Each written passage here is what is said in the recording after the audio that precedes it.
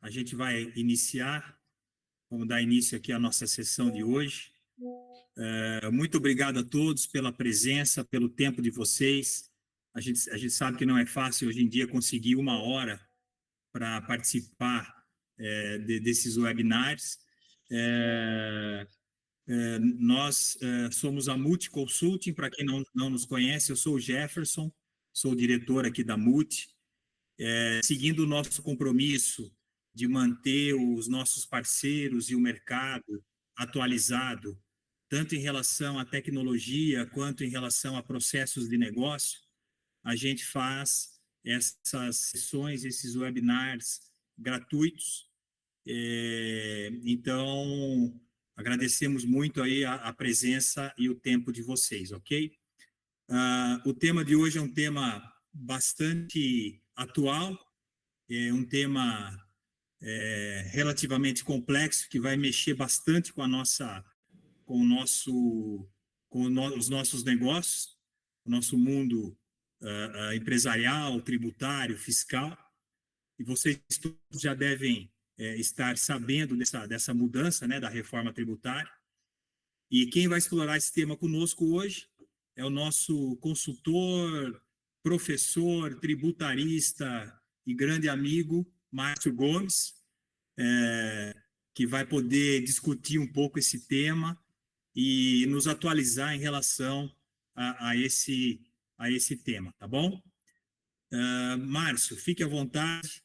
Agradeço mais uma vez a todos pela presença. Aqui nós temos o QR Code com o contato da Multi. No final, nós vamos apresentar, nós vamos também colocar novamente o QR Code para vocês poderem obter o nosso contato. No final, nós vamos tentar manter uns 5, 10 minutos para dúvidas e perguntas e respostas, ok?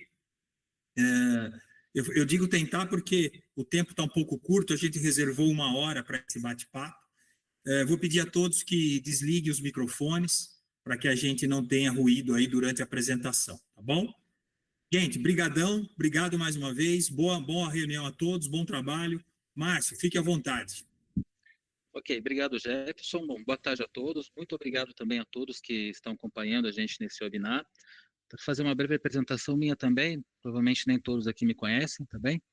O meu nome é Márcio Gomes, eu sou contabilista com especialização na área tributária. Trabalhei muitos anos na área de negócio, desde 2011 venho atuando como consultor de implantação de ERP. Nos últimos 3 anos trabalhando com a Multi, né, compartilhando essa missão e esse desejo da Multi de ser provedor de soluções e parceiro nos desafios, e esse é um grande desafio que a gente espera ser parceiro de cada um de vocês, né, nessa trilha. Nos últimos 16, 17 meses, especificamente em relação à reforma tributária, eu também tenho feito um trabalho de assessoria de pauta a um parlamentar, especificamente em relação à reforma tributária. Então, eu tenho acompanhado as audiências públicas, né, praticamente todas as audiências públicas, algumas eu acompanhei ao vivo, outras por uma questão de calendário não deu para ser em real time, né?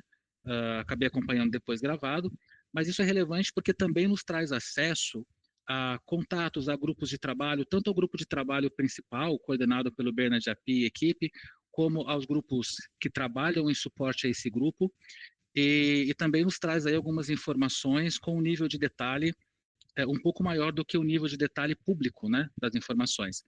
Eu vou parar a câmera para melhorar a qualidade do compartilhamento, tá bem? Para que a gente comece a falar especificamente da reforma tributária, com base aqui na Lei Complementar 214/2025. Depois de uma longa travessia, e aqui a gente vai falar bem brevemente sobre esse histórico, mas depois de uma longa travessia, depois do projeto de lei, depois de todas aquelas dezenas, na verdade mais de uma centena de audiências públicas, se contarmos todas, a gente tem agora algo palpável, que é a Lei Complementar 214/2015, publicada em 16 de janeiro, e tudo que nós estaremos tratando aqui estará calcado sempre em artigos da lei complementar e de documentações posteriores, tá bem? Então, fazendo um breve histórico, é um assunto que eu acho que já é do conhecimento de todos, mas um breve histórico só para que fiquemos todos na mesma página. A reforma tributária, ela se baseia aqui em um IVA dual, portanto, é um único imposto, não são dois. mas ele é formado por uma junção de uma alíquota federal e uma alíquota estadual barra municipal. Então, ele é aí um monstrinho de três cabeças, né? O fato gerador está bem claro lá no artigo 10 da lei complementar, é o fornecimento nas operações com bens e serviços, ainda que de forma continuada, e a gente tem esse processo aqui de substituição, a substituição da PIS, da COFINS e do IPI.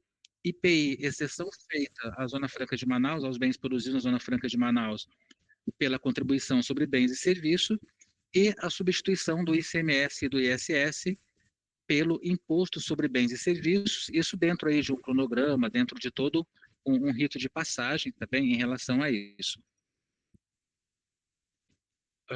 Além desses dois impostos, a gente tem também a previsão do imposto seletivo. O imposto seletivo ele está previsto início de cobrança aí para 2027, mas o imposto seletivo, acho que como boa parte de vocês tem acompanhado, é o imposto que deles é ainda o mais nebuloso, porque tem toda uma questão aí de fixação do fato gerador, tem toda uma questão de judicialização por parte de algumas áreas afetadas, né?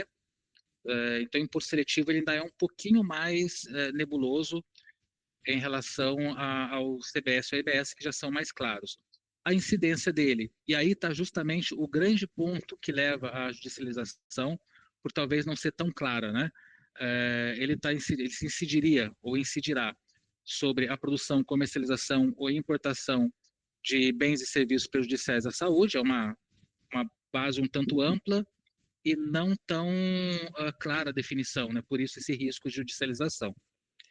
E falando um pouquinho também sobre as alíquotas, e aqui vai o primeiro ponto que eu gostaria de colocar como um ponto de atenção mesmo, tá? Para todos que estão acompanhando tudo o que acontece em relação à reforma tributária, como esse assunto é o assunto de momento, é um assunto que está muito efervescente, a gente acaba tendo em relação a esses assuntos efervescentes um volume muito grande de informação.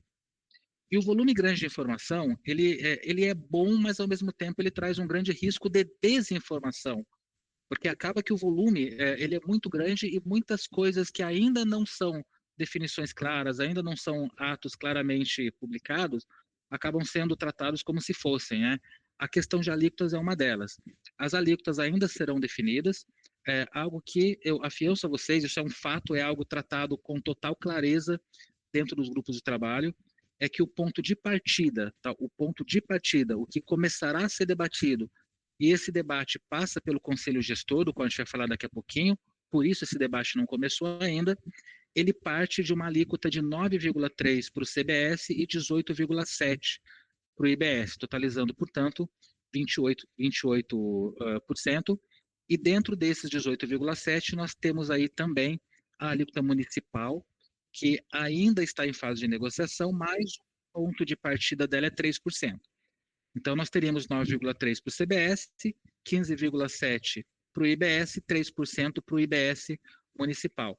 Essas alíquotas são uma definição? Não, são um ponto de partida. Assim que o Conselho Gestor estiver empossado, é desse ponto que as conversas partirão. Há projetos de lei tratando outras alíquotas e tudo mais, mas isso é o que a gente tem de claro, cristalino e com ponto de partida, tá bem, nesse momento. A conversa começa nesses percentuais. Bom, em relação a esse IVA, nós temos aí 3 faixas de categoria, né, de categorias de benefícios. A tributação integral, fora a tributação integral, há previsões de redução em 60%, portanto, com a base de 40%, redução em 30% com a base de 70%, e também uma redução em 100%, portanto, um regime aí de isenção.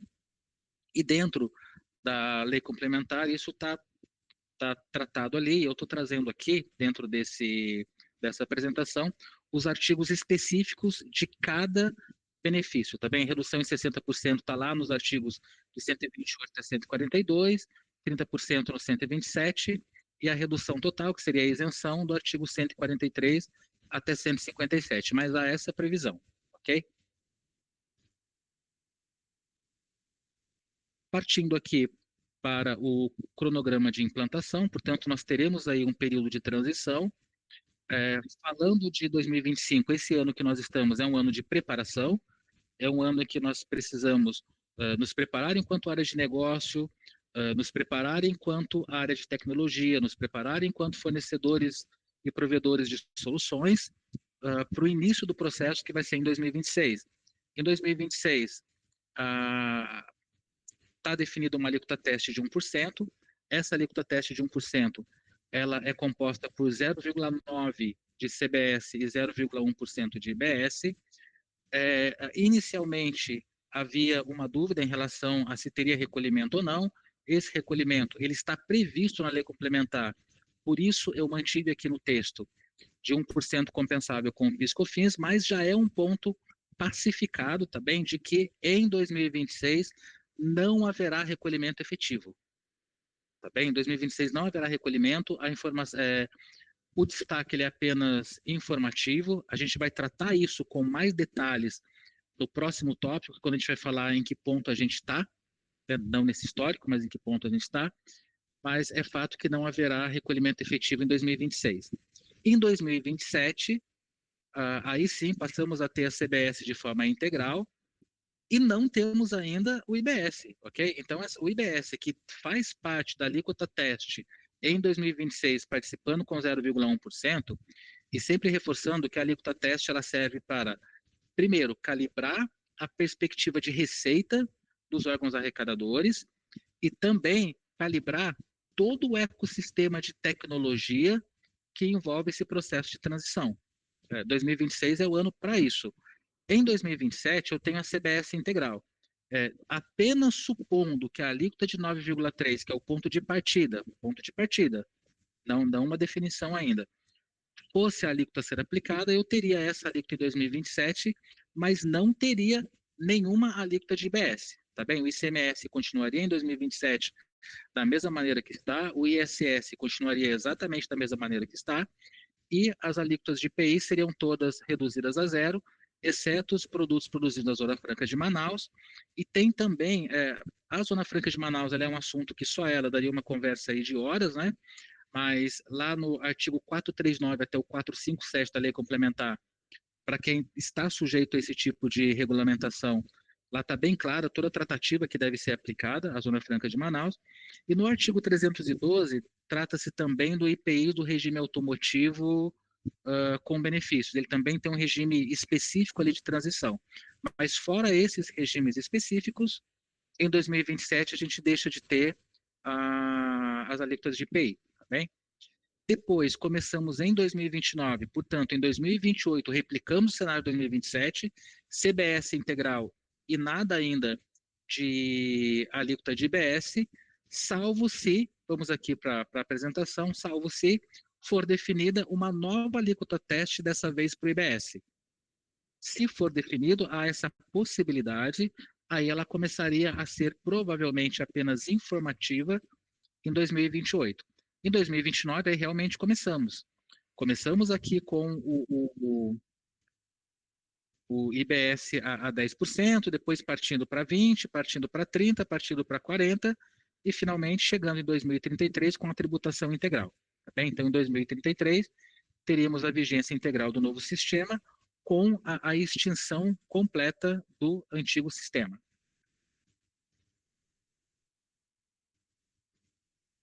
Partindo aqui para o próximo. Em relação a regimes especiais e regimes simplificados, o regime do Simples Nacional ele está garantido, né? Ele está mantido pela lei complementar. Isso ali a partir do artigo 41. Nesse primeiro momento, também estão mantidos os atuais anexos, mas esses anexos podem vir a ser revistos, também é uma manutenção até esse momento. Agora, um ponto extremamente importante que eu gostaria de citar aqui, porque é o impacto considerável em relação à operação das empresas e principalmente sob a ótica das áreas de negócio, é o que trata lá o artigo 47, onde ele diz que a IBS e a CBS elas são passíveis de crédito, são passíveis de aproveitamento. Claro, de 2027 para frente, tá? Porque só de 2027 para frente estaremos falando desse cenário de aproveitamento, mas no montante equivalente ao que foi recolhido. Lembrando que a gente está falando da CBS, que substitui a PIS e a COFINS, e hoje o regulamento de PIS e COFINS ele permite o crédito integral. Então essa é uma mudança considerável do ponto de vista de quem está comprando, né, de quem está adquirindo, porque torna a compra de uma empresa do Simples Nacional mais cara. Já no momento que eu diminuo o meu percentual creditício, eu torno essa compra mais cara, tá bem? Mas os regimes especiais estão mantidos. Falando brevemente aqui sobre os saldos e créditos acumulados, em relação àquilo que é da alçada da Receita Federal, que são os impostos federais, o que vai acontecer o óbvio, né? Todos os impostos federais que tenham os saldos credores e os créditos acumulados devidamente reconhecidos. Se eu falo em saldo credor via obrigação acessória específica, se eu falo em crédito acumulado via processo administrativo, né? Desde que eles estejam devidamente reconhecidos, eles podem ser compensados com o CBS de partida. Eu posso trazer o saldo para um saldo credor de CBS como ponto de partida. Já os saldos credores ou acumulados de ICMS, também devidamente reconhecidos pelas autoridades, e aí eu estou falando da Cefaz de cada estado, da Cefaz a que cada contribuinte está submetido, aí eu tenho toda uma lógica de aproveitamento disso. Tá bem? O que é aquisição de ativo em 48 parcelas, os demais saldos em 240 parcelas a partir de 2033.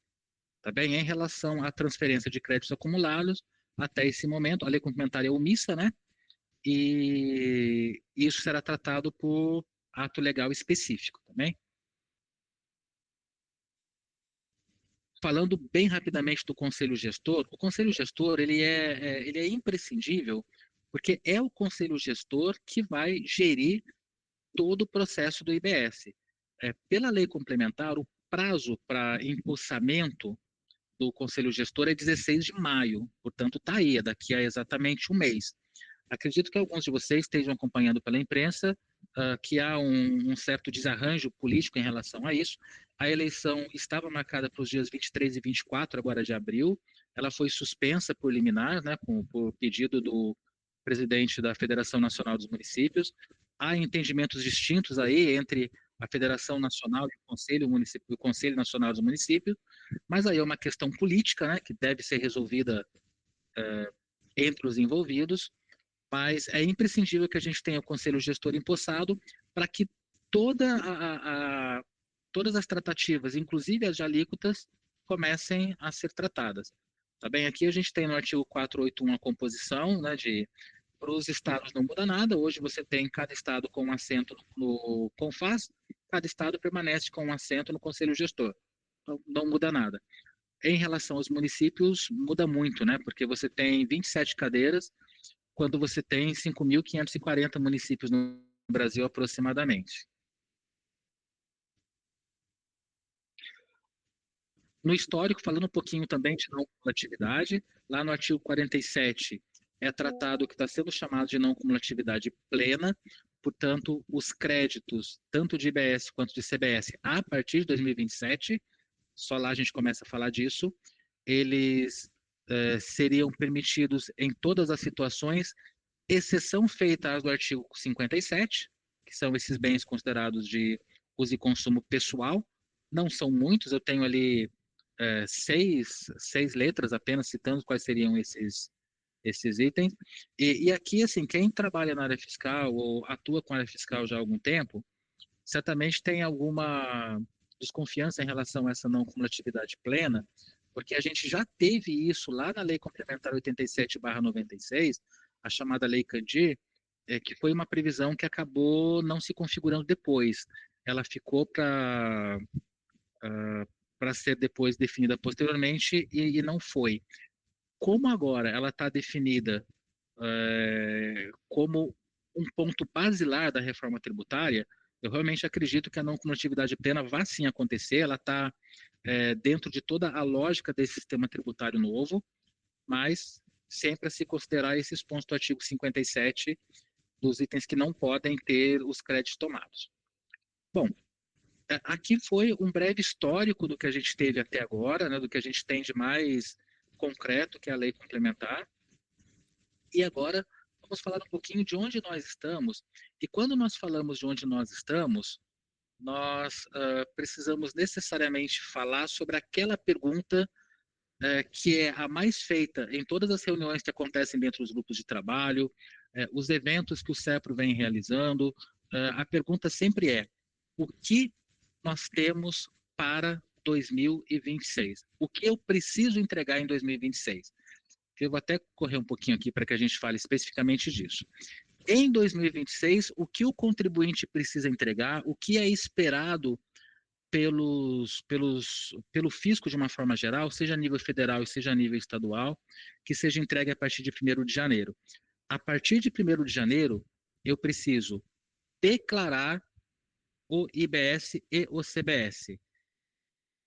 Imposto seletivo? Não, esse só em 2027. Eu preciso declarar, eu preciso que no documento fiscal que venha a ser gerado, eu tenha, considerando a estrutura que veio através da nota técnica 2025.002, que teve a sua primeira versão no dia 25 de março e a segunda ontem, aliás, ontem do meio para o fim da tarde, né? Que isso entrou no site, ela já estava correndo aí em alguns grupos de WhatsApp desde a hora do almoço, mas oficialmente ela entrou na parte da tarde, então é algo, a versão 1.1 ela é bem nova, se bem que basicamente a versão 1.1 ela só não tem a marca d'água de rascunho, né? No mais, ela não traz grandes novidades em relação à versão 1.0. Mas eu preciso disso. Então, olha, há mais de 150 campos novos a serem considerados no arquivo XML, porque eu tenho toda uma estrutura para cada um dos impostos, eu tenho grupos e subgrupos para cada um dos impostos. E para que eu possa preencher esses campos, eu tenho informações que fizeram parte inicialmente daquela nota técnica lá do ano passado, né? A nota técnica RT 2024-002, que trazia a classificação tributária para IBS e CBS, e trazia também o CST para IBS e CBS, que são pontos que já precisam ser considerados porque estão dentro dessa estrutura. Então, eu preciso entregar todos esses campos novos, todos esses 150 campos novos. O ambiente já estará preparado no que hoje é chamado de produção. Ele tinha o nome de homologação, mudou o nome, não é mais ambiente de homologação, né? É produção restrita, mas ele estará em produção restrita a partir de 1/7, já estará em ambiente de produção a partir de 1/10, mas a validação e as mensagens de erro começam a partir de 1º de janeiro, mas já a partir de 1/7 em produção restrita, a gente já tem como estar validando esses mais de 150 campos novos que são necessários. Tá bem? Em relação às mensagens de erro, para quem também trabalha nessa área já há algum tempo, vocês devem se lembrar que quando a gente começou com nota fiscal eletrônica, nós tínhamos pouco mais de 200 mensagens de erro. E o número 999, que era aquela mensagem mais genérica, ela parecia um número inalcançável, né? Com com essas novas regras que vieram agora pela nota técnica 2025-002, nós já ultrapassamos a casa do milhar. Só nessa versão da nota técnica nós temos até a mensagem de erro 1095. E certamente isso vai continuar a aumentar, né, à medida que as próximas versões da nota técnica foram chegando. Tá bem? Então, isso eu preciso para 2025, fazer a entrega do meu arquivo XML. Preciso fazer recolhimento de imposto em 2025? 2026? Não. Recolhimento nenhum, essa é uma questão já clara e pacificada. Não há recolhimento a ser feito. Se não há recolhimento a ser feito, deixa eu ir aqui para o próximo slide. Se não há recolhimento a ser feito, equivale dizer que para 2026 eu também não tenho que somar IBS e CBS no total da nota, porque é apenas informativo, o que muda a partir de 2027. A partir de 2027, está bem claro no ato legal que é o imposto por fora, portanto, é um imposto que ele é calculado e é aplicado a alíquota sobre o valor da mercadoria, ele não é calculado por dentro, e ele é somado no total. Tá bem? Outro ponto que é necessário que a gente se atente ainda para 2026. Lá em 1º de julho de 2026, a menos que tenha algum tipo de prorrogação, mas a partir de 1º de julho de 26, a Receita Federal começa a fornecer os CNPJs alfanuméricos. não mais só número, mas também com letras, né? E ele passa a ter um tamanho um pouquinho maior. Então, isso só vai ser fornecido para empresas novas, as empresas seguirão com o CNPJ que elas têm, mas é bem possível que, ainda durante o mês de julho, aí mantendo-se esse prazo, os senhores recebam na empresa de vocês um documento fiscal de uma empresa recém-aberta e que tenha CNPJ alfanumérico. Então, há que se ter a preparação para isso também. Preparação para o CNPJ alfanumérico e preparação para envio de arquivo XML com base nessa nota técnica e nas seguintes. Isso já em 26. Não preciso pagar. Se não preciso pagar, preciso escriturar? Não. Se não há pagamento, não há escrituração, não há débito e não há direito a crédito. Tá bem? 2026 realmente é um modelo de transição, é um modelo para calibração da, da nuvem que a gente fala daqui a pouco, para calibração de toda a estrutura, de todo o ecossistema que o CEPRO está montando para isso, tá bem? Agora, há novidades na nota técnica que não entrarão em 2026, entrarão em 2027, mas que é importante que tenhamos atenção para isso. E aqui a gente vai começar a falar das notas de débito e notas de crédito, que são documentos novos, documentos que não existem no atual modelo e que farão, às vezes, do que hoje são notas complementares e notas de devolução. Tá bem? O objetivo das notas de débito e das notas de crédito é fazer, dentro da apuração assistida, ajustes positivos e negativos. Para isso que elas existem. Tá, para isso que elas virão a existir. Mas isso, falando especificamente das notas de débito e notas de crédito, a partir de 2027, não a partir de 2026. Mas, ao longo desse período, a gente precisa se preparar para isso. Bem? Aqui o que eu havia comentado também da implantação da produção restrita, né? Antigo teste em 1/7 e da produção mesmo a partir de 1/10, mas com aplicação das regras de validação apenas a partir de 1º de janeiro. Falando aqui mais um pouquinho sobre as notas de débito e crédito, né? Elas passam a ter a função aí de nota de ajuste, o que hoje é feito pelas notas complementares. Em relação a 2026, só para frisar, para que isso fique bem, bem claro, as obrigações são novo arquivo XML dentro do layout com todas as suas implicações e todos os seus campos novos, tá bem? E preparação para o CNPJ alfanumérico. Isso é 2026. Tudo mais que a gente falar é um pouquinho para frente, é 2027.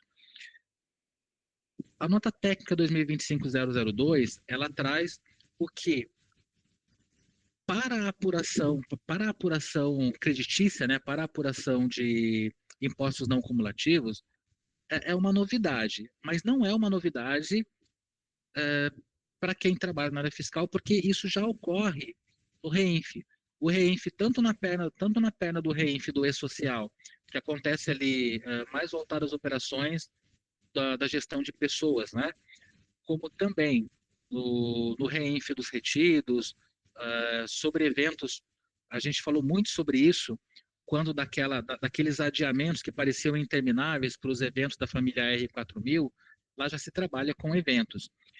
E a partir de 2027, falando-se aí do IBS e do CBS, várias comunicações entre fisco e contribuinte, elas acontecerão por eventos.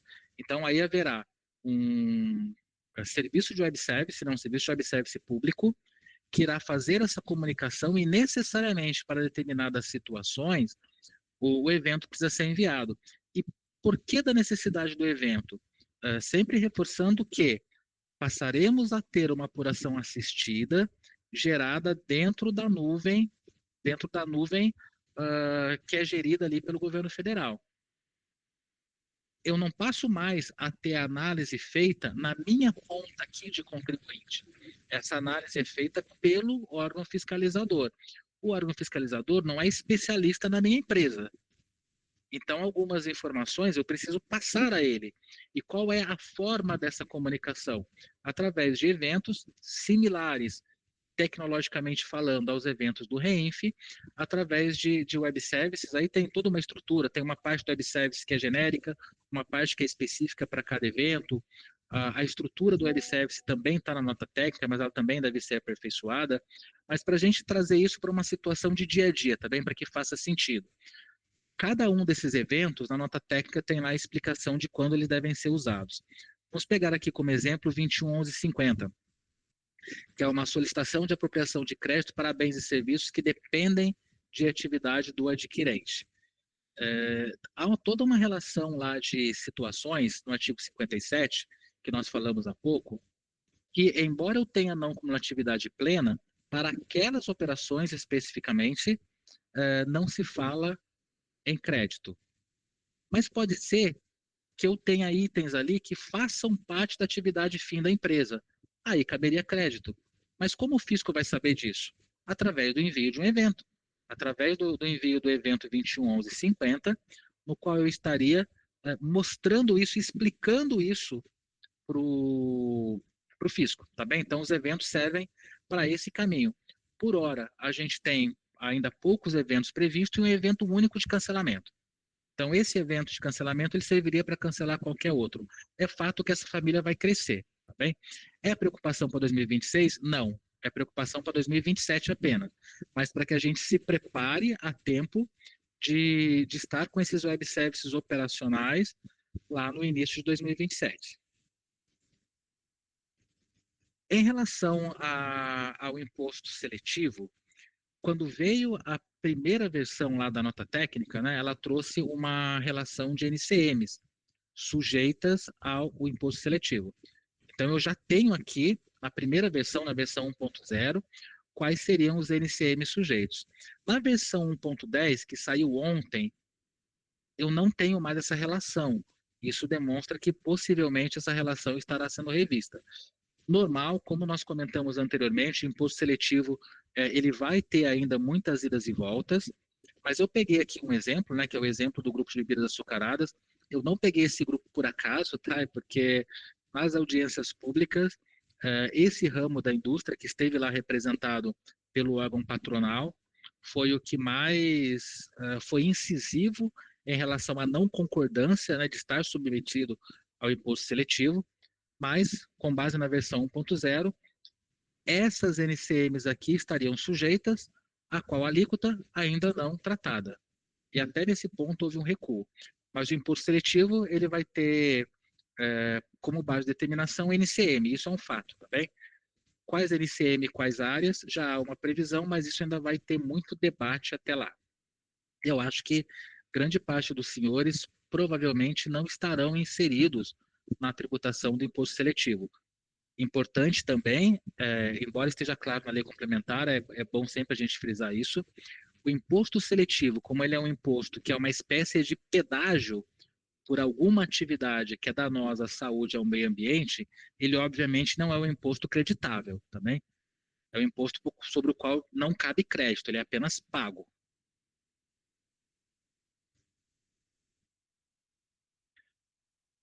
Aqui, eu dei uma olhada na versão 1.1 que saiu ontem. Essa versão aqui, vocês podem ver pela marca d'água de fundo, ainda é da versão 1.0, mas aqui estão alguns anexos que ainda serão publicados. Então, o Código de Classificação do Imposto Seletivo, o Código de Classificação da IBS e da CBS, que já tinha sido divulgado ano passado. Então, assim, os senhores provavelmente têm essa relação, nós temos essa relação, como a nota técnica 2025.002 ela substitui integralmente a RT 2024.002, se eu for olhar pela fria letra da lei, aquela relação não tem mais valor. Bem, porque o ato que substitui integralmente o ato anterior não trouxe. Mas muito provavelmente, muito provavelmente não, é fato que o que está sendo feito é um ajuste desses códigos de classificação e eles não devem vir com grandes diferenças. Então, assim, para efeito de desenvolvimento, para quem está trabalhando especificamente em desenvolvimento de solução, aquela informação, acho que ela continua sendo uma informação que deva ser usada. A mudança vai ser mais estética, tá bem? Mesma coisa vale para o CST. Os CSTs que foram divulgados lá atrás, para o IBS e para o CBS, que eram poucos, né, eram apenas 6, que era aqueles 000 integral, 200 alíquota reduzida, 400 isenção.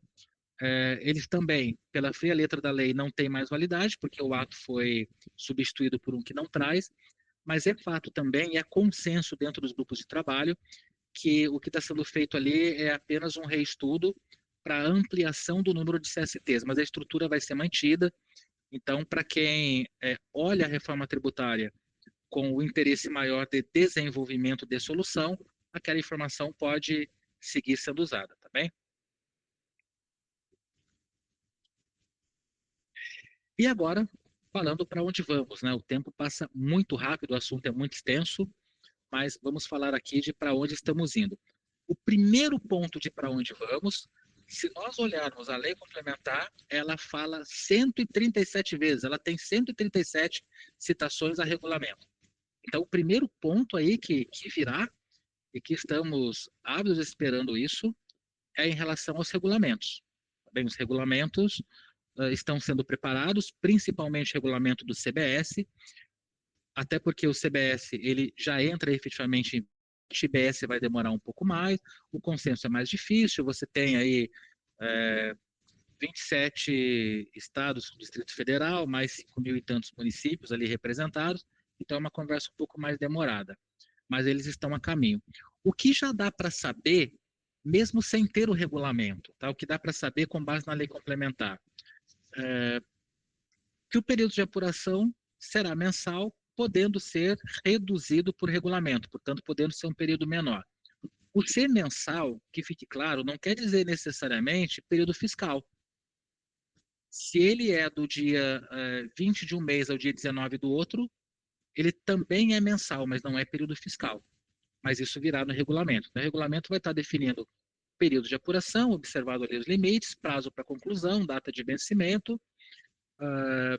Um ponto que também já está lá no artigo 45 é que a apuração da IBS e CBS serão consolidadas. Isso é uma diferença em relação ao atual modelo de ICMS, né, onde é descentralizado por CNPJ, o que são centralizados são os impostos nacionais. A previsão lá do artigo 45, parágrafo 1º, fala em consolidação, inclusive da IBS, e aí a consolidação, ela pode se dar a nível nacional, porque ao contrário do que é hoje, onde uma empresa que está em São Paulo responde ao fisco de São Paulo e uma que está no Rio de Janeiro responde ao fisco do Rio de Janeiro, eu passo a ter um cenário que se inicia lá em 29 e se conclui em 33, no qual as empresas de São Paulo e Rio de Janeiro estão subordinadas ao mesmo órgão, que é o Conselho Gestor. O Conselho Gestor é nacional, não é mais estadual. Então, abre-se essa possibilidade de que eu tenha a apuração centralizada.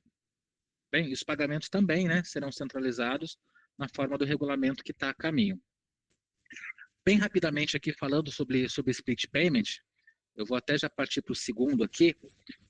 O split payment ele é um ponto que, como diziam os antigos, muitas vezes se pinta o cenário mais feio do que é, né? O split payment é um exemplo desse. Ele é bem mais complexo para os meios de pagamento que terão a obrigação de operacionalizar isso. Para o contribuinte, e o split payment que está previsto para entrar em 2027 é essa modalidade aqui apenas, tá? O inteligente. O simplificado e o manual, a princípio, não entrariam em 2027. Para essa modalidade de split payment inteligente, a intenção do grupo de trabalho é que já em 2026 algumas empresas, se fala em torno de 500 empresas, sejam convidadas para um projeto piloto, mas não é uma obrigatoriedade, é um projeto piloto, e a obrigatoriedade se daria a partir de 2027. O que eu, como contribuinte, preciso fazer? Única e tão somente dentro do meu título, do meu documento de cobrança, enviar em tags separadas, a estrutura da tag ainda virá, o que é produto, o que é IBS, o que é CBS, o que é imposto seletivo. Apenas isso. A operacionalização ou não do split, portanto, se vai ser splitado ou não, cabe ao meio de pagamento. O meio de pagamento vai consultar a plataforma federal, sobre a qual a gente vai falar bem rapidamente daqui a pouco. E se houver necessidade de split, vai ser splitado, ou seja, quem vendeu, né? Quem vendeu, que é quem está recebendo, recebe a parte da mercadoria e o valor dos impostos segue cada qual para o seu ente. O que for CBS para a Receita Federal, o que for IBS para o Conselho Gestor. Tá bem? Então, assim, para o contribuinte, isso não é um terror, tá bem? Isso é um pouco mais complicado por meios de pagamento, mas para o contribuinte não. Ele apenas tem que entregar a informação desmembrada. Apenas isso.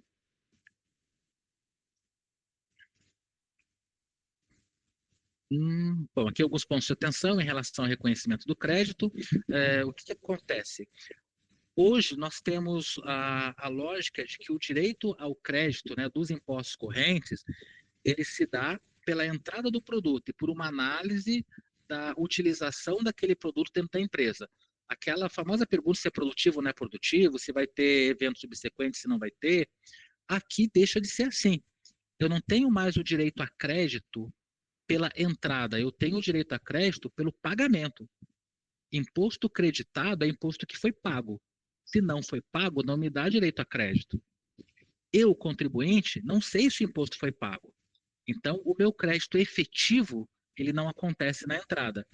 Aqui tem todo um assunto que também daria para a gente conversar muito tempo, porque ele vai ter que ser provisionado, tem toda a questão de impacto em custo que vai ter que acontecer no primeiro momento, mas não é essa a nossa ótica agora, né? A ótica agora é de ter essa clareza de que o meu crédito, e isso já vale para 2027 também, lá para o que eu receber, nota emitida em 2 de janeiro, que eu recebo no dia 3 de janeiro, já vale essa lógica. Tenho o CBS destacado, posso me creditar? Na entrada, não. Posso me creditar do CBS quando for pago. Quando for pago, o meio de pagamento vai verificar se cabe retenção ou não. Cabe retenção se o imposto ainda não foi pago. Caso o meu fornecedor tenha saldo credor e ao ter saldo credor o valor já tenha sido lançado no conta corrente dele, imediatamente dá-se como pago, não se aplica o split. Mas eu, contribuinte, não tenho que me preocupar com isso. Preocupação do meio de pagamento. E eu, contribuinte, então, como vou saber se foi pago? Consultando a estrutura que está sendo montada para isso. Aqui eu tenho alguns trechos de uma apresentação feita pelo CEPRO agora no dia 4, reapresentada na última sexta-feira, dia 11, tá? Isso é uma apresentação oficial, a apresentação feita por todo o time do CEPRO, comandada pelo presidente Alexandre Amorim. Esses documentos são públicos, inclusive o CEPRO nos incentiva a divulgar, é importante que essa divulgação aconteça. O que vinha sendo chamado de plataforma, agora vem sendo chamado de nuvem soberana, mas é aqui que eu vou ter toda a operação acontecendo. Então, mostrando aqui rapidamente para vocês algumas novas sopas de letrinha, algumas novas siglas vão adentrar ao nosso vocabulário fiscal. Já temos muitas, teremos algumas novas. Então, o que é fato definido e o que é a ideia desse novo processo? O documento fiscal é soberano e é o documento de informação sobre toda a tratativa de imposto.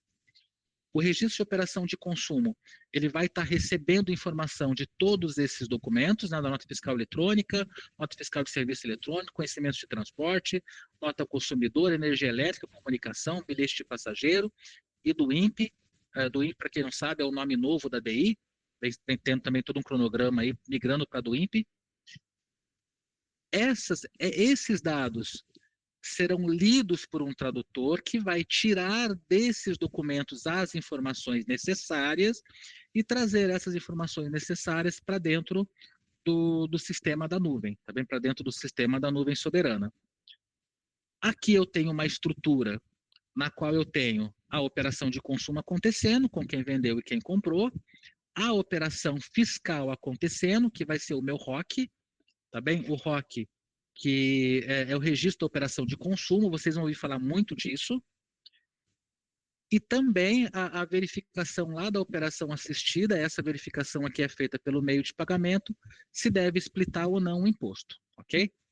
Isso vem para dentro do ecossistema, o ecossistema aqui do regime de tributação, registro de tributação de consumo. Aqui dentro eu tenho uma série de plataformas funcionando simultaneamente. Vamos falar aqui do que é mais relevante para a gente nesse momento, que é a operação assistida. Então, eu, como contribuinte, uh, tive um processo efetuado, tá? Ocorreu a compra, eu não pude me creditar no momento da entrada. Como eu vou saber se eu posso me creditar disso, se isso já foi pago? Vai estar aqui, ó. A operação assistida vai estar lá com o número do documento, né? Que é uma outra sigla, que é o NSU, que é o número sequencial único. Esse NSU é o que vai seguir o documento desde o momento da geração dele até o momento do aproveitamento do crédito. Por ser um número único, um número que não se repete, ele é confiável, e através da apuração assistida, eu vou estar verificando se eu posso ou não me aproveitar, se eu já posso ou não ainda me aproveitar desse imposto. E aqui também eu terei a minha apuração, se eu tenho saldo credor, se eu tenho saldo devedor, aqueles eventos que são enviados de ajuste estarão aqui dentro. Caso eu precise tratar ajustes manuais também, há uma previsão de que eu tenha a possibilidade de ajustes manuais, que obviamente serão submetidos à análise da Receita Federal ou Conselho Gestor do IBS, dependendo aí do imposto que eu estiver fazendo, e essa informação vai ser consumida por todos esses entes aqui. O nosso foco nesse momento é aqui, né, no contribuinte. O contribuinte vai estar fazendo essa verificação.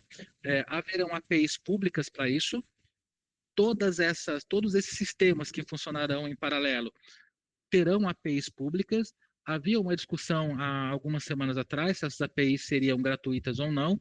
A tendência é que elas sejam gratuitas, e elas estarão consumindo o serviço de apuração, atualizando o sistema do contribuinte.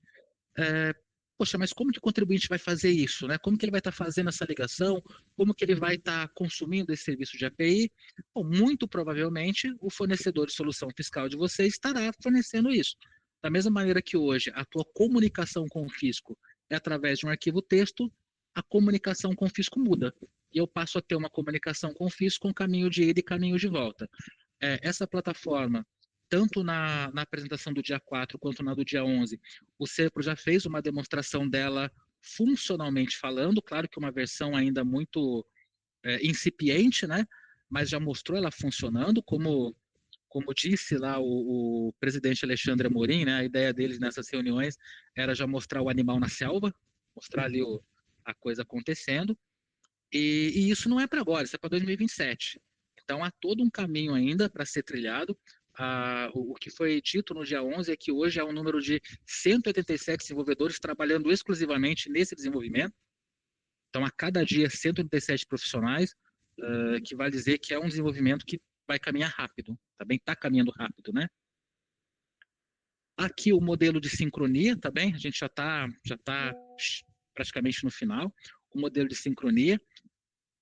Essa parte de baixo aqui, que é a parte da Receita Federal, ela estará operacional em produção já em 1º de janeiro de 2027 e em 2026 estará em teste aí com empresas que forem convidadas e empresas que poderão também, né, vai ser divulgado futuramente, poderão se cadastrar para fazer parte desse modelo de teste, tá bem? O do IBS vai demorar um pouquinho mais. Aqui a gente está falando o NSU, que eu acabei de falar, né? O NSU, que é o número de sequencial único.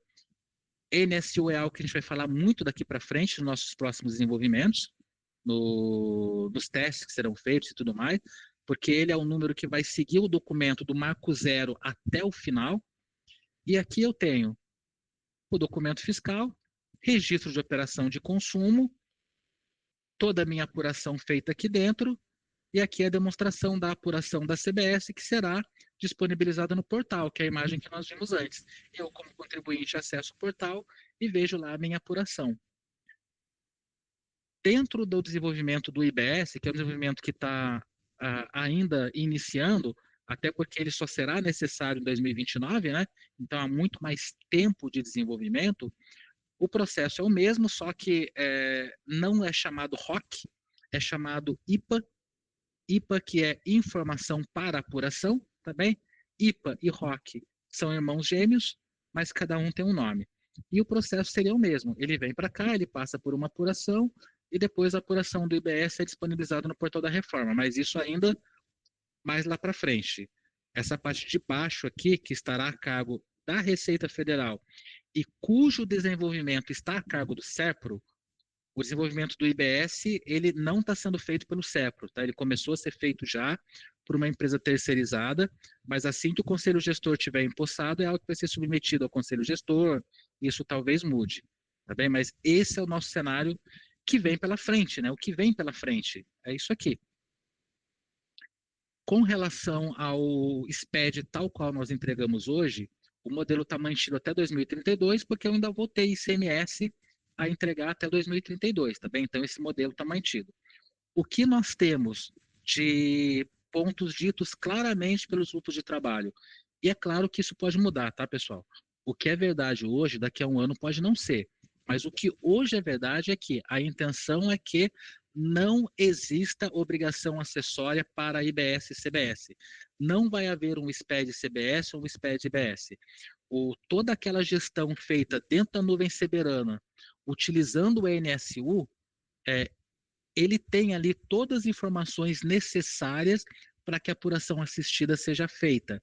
E a possibilidade do contribuinte de acessar a operação assistida, ir lá fazer eventuais ajustes que serão submetidos em um primeiro momento, né, à Receita Federal, que em um primeiro momento, 2027, estamos falando do CBS, ele supre a necessidade de obrigação acessória.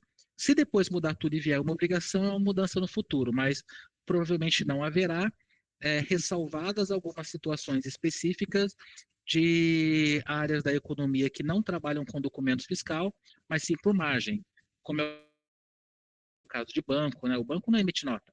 Ele capta recurso por uma taxa, empresta recurso por outra taxa e trabalha na margem. Essa margem, bom que se diga, é sujeita a IBS e CBS. Não existe um NSU. Talvez aí tenha, para esse tipo específico de operação e alguns outros mais específicos, uma obrigação acessória, mas não para o contribuinte de uma forma geral, que é emitente de NSU. O NSU seria tudo aquilo que o fisco precisa. Há uma estimativa por parte do SEPRO de que em 2027, que é o primeiro ano da nuvem soberana no ar, eles tenham em torno de 150 bilhões de NSUs tratados, tá bem?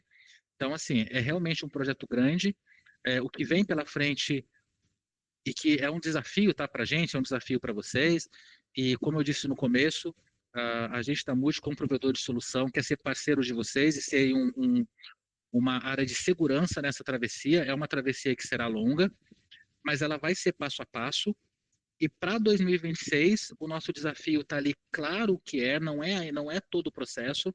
A gente costuma dizer que toda maratona começa no primeiro quilômetro.